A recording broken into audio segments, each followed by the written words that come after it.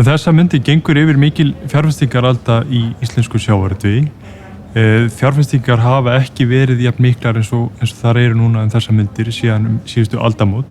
Á þessu og aðalega næsta ári erum við að gera ráð fyrir því að innflutningur á nýjum togurum muni nema, eða þess að komin 10 nýjir togarar inn til landsins, komið þá eiginlega mestu leiti til á næsta ári, en þarna erum að ræða 23 milljarðar króna fjárfestingu og verður sennilega einhver mesta togarafjárfesting í íslenskri sögu íslensk sjávarútvegs.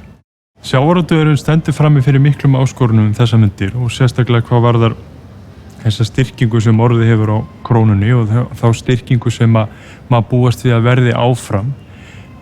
Sjávarútvegurinn getur einhver leyti mætt þessari styrkingu með aukinni fjárfestingu og hann hefur verið að gera það, mun halda áfram að gera á næstu árum. Sjávarútvegurinn í ágætis aðstöðu til þess að auka fjárfestingu sína og þar með mæta þessari styrkingu.